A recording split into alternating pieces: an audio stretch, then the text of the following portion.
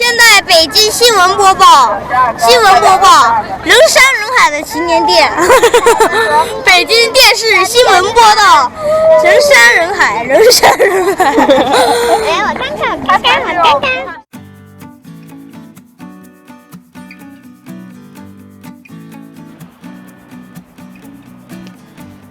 Woo! Hey. Wow, 2015. That was already a really long time ago. Time's just going by really fast. Like, it's almost spring. In about 2 weeks, these cherry blossom trees are going to be blooming. It's going to be beautiful. So, how did I come to teaching English in the first place? I used to be in marketing. I was working for a Taiwanese company doing marketing, and I was so sick of my job. I wasn't even there for that long. I was so sick of the job. I was just like, forget this. I'm quitting, moving to the other side of the world. Let's mix things up. Like, I don't like driving in America very much. I got into some car crashes. People hit my car. I was like anxious about driving and just quit and left, basically. Alone, and here we are 8 years later. It was supposed to be 1 year, and it turned out that it's a little longer than 1 year. That happens to a lot of people. They say the point of no return is 3 years, that after you've been abroad for 3 years, it's really hard to go back to your own country. You get reverse culture shock. After I quit my job in America and moved to China, I was just a volunteer at a school in Xi'an testing it out. There were like 60 kids per classroom. So that was not a very good ratio, not in my favor, 60 to 1. And you can see that it's like a pyramid of kids. There were a ton. And that's a public school. And then I went to an after-school program in Harbin and taught kids there for like a year or so. And they had a little more money. They weren't rich kids, but maybe they had a little extra money to pay for English classes on the side.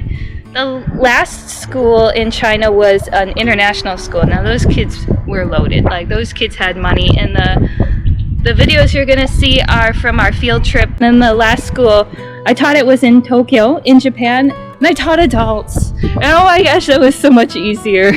I taught people, most of my students were like way older than me, 40, 50 years old, a lot of men, some women.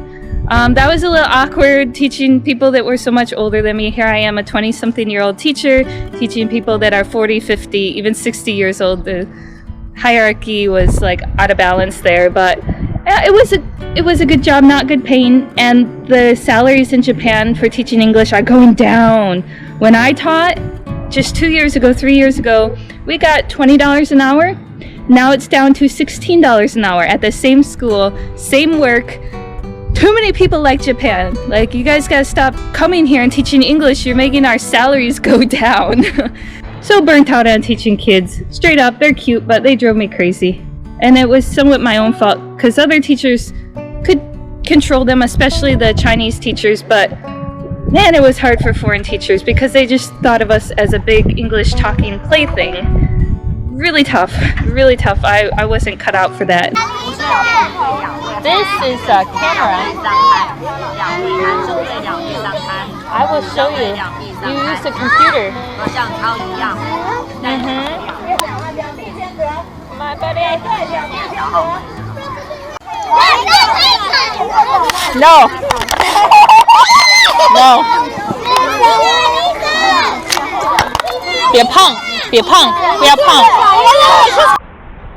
Yeah, that I cannot control the kids, and that's my own flaw. That's my own inability. Classroom management skills was the issue. I'm just not good at it. You know, you can't do everything, right? So I quit my job teaching English in China and Japan to go into grad school, because I don't want to teach English for the rest of my life. Like, it's been 8 years. I still do it privately, just a little on the side for tutoring, but really I'm not an English teacher anymore, and I don't think I'm going to go back to being an English teacher anytime soon. And it's not because it's a bad job, it's just not a good fit for me, and I want to move on with my life and do other things. Nothing quite attracts a lot of attention like walking around with 90 kids. And you'll see me speaking a lot of Chinese here. Normally we just spoke English in the classroom, that was the rule. And a lot of people think that these teachers going to China and Japan to teach English that they know Chinese or Japanese. Honestly, usually they don't, or not to a very high level.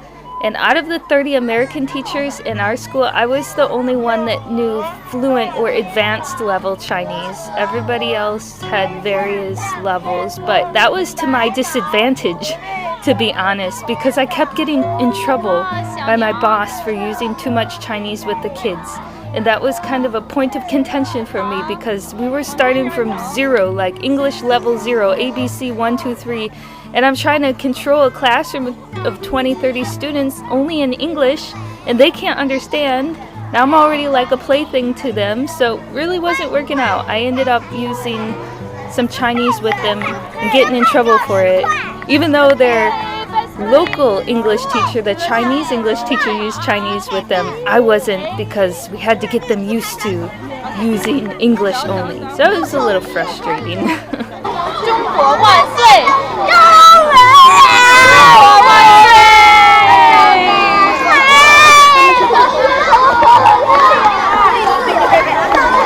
中国万岁！中国万岁！中国万岁！恭喜发财，年年有余。 Please do not think that all the kids are crazy and misbehave all the time. These two, Brian and Lily, were some of the best kids that I ever taught. They were so sweet and so nice. I just loved them to death. And I got very close to some of the kids. I even got close to some of the adult students who were very kind. We keep in contact via email, even to this day, even long after I stopped being their teacher. But be careful, don't get too close to some of these Chinese families because there's bribery issues.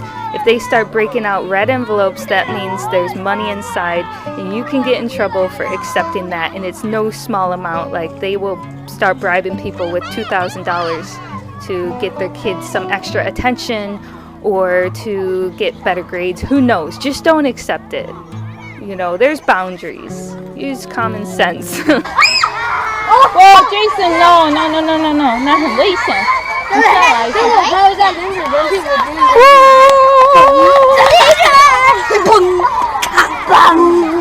No， 别碰我的东西。老师，您的东西。I'm not good at controlling them, and that's one of the main reasons I had to quit. Like, it was driving me nuts. You can see in these videos.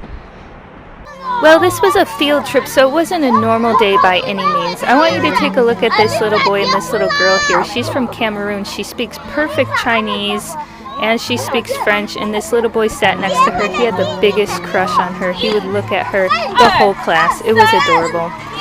And I could control the kids sometimes. I'm exaggerating a little bit, and these videos don't really show how our classroom really was because we weren't in the classroom that day. It was a little crazy.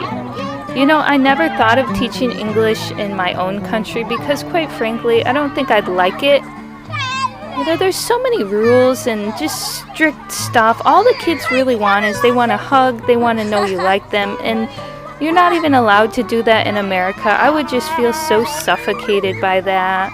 I just like these kids. I wanted to be close to them, and you're not allowed to do that. And that's no fun. So I don't think I'm cut out for being a teacher in my own country. Besides, I was a business major anyway. I'm not even qualified to teach in the United States.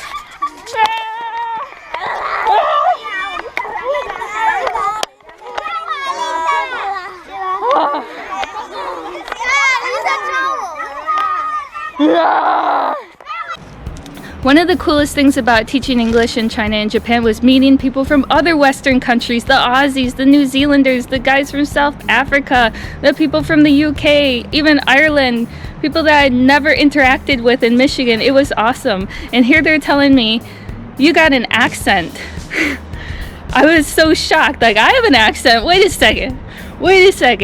I thought Michigan set the standard for English for the world. Now you're telling me that's not true, that I actually have an accent. It was shocking because I was just a Michigan girl. I barely even left my own state, let alone my own country. So it was so eye-opening, so awesome, and I learned so much. I would recommend it for anyone who's looking for some adventure, who wants to travel the world. I went to like tons of countries during that time. You get 3 months paid vacation, you're gonna go to a lot of countries. And that was really, really awesome. A good salary in China would be about $25,000, which doesn't sound like a lot, but you have no car, no expenses. You just put that money in the bank, and on top of that, you can get a lot of money from teaching students privately. So after taxes, you're talking about $36,000, and you're just banking it. And then, I mean, a lot of my colleagues just traveled the world. That's all they wanted to do. They didn't even really want to teach English. So you're probably wondering how I even got a teaching job in the first place with no teaching degree and no experience. Well, I did have to get certification for it. It's called TEFL. And I just worked my way from the bottom up. I started at a kind of so-so school in a so-so city, and low salary, all that, and just worked up, and then eventually made it to Japan, but that was after many years of teaching in China. And Japan is not necessarily the best place you want to be for teaching English either. 好，我是小朋友们最喜欢的老师。错，按一下，谁说的？谁说错呀？好，我是你们世上最喜欢的老师。地球上最好的老师。宇宙中最好的老师。对。哎呀，历史上最好的老师。我要哭了。They were both good experiences, both China and Japan. Depends on your style. But realize if you go to Japan, you're not going to get paid as much. You're not going to get a lot of vacation time. Just understand that. But if you love it, you know, come over. Come over now. What's stopping you? Yeah, it's kind of a weird thing to do, but more and more people are doing it. My parents were so freaked out in the beginning when I first came here in 2012. And now they know people that are doing it, and it's gotten a little more normal with them, somewhat, a little bit. Of course they worry, but I'm okay, and it's very safe here. So don't worry about me. I appreciate it. Don't worry about me. Japan offered us a lot of freedom, and it was certainly a lot easier to get the visa to go to Japan than it was to go to China. There was a lot more paperwork involved in that, but once that was done, the school pretty much took care of us. They gave us free housing, which was awesome. They took care of all of our problems. If we didn't speak Chinese, they would take us to the doctor. Like, they did everything. It was great. Oh gosh, I miss these kids so much. They were cute.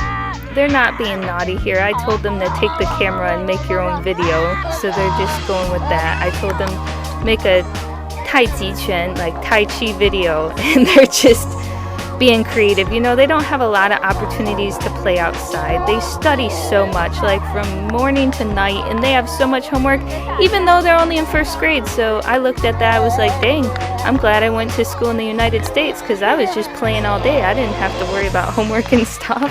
It's a big difference.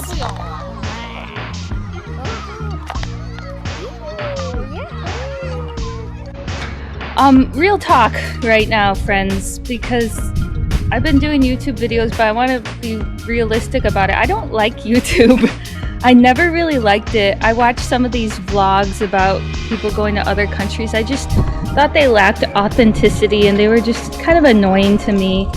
And then there were the language ones with people speaking different languages, and some of them were very cool, and then a lot of them were just so arrogant. I couldn't continue to watch it.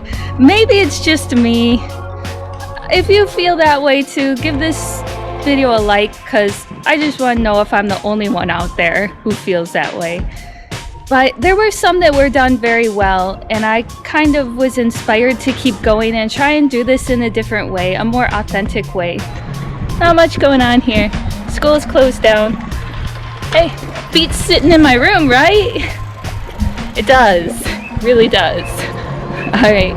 See you next time.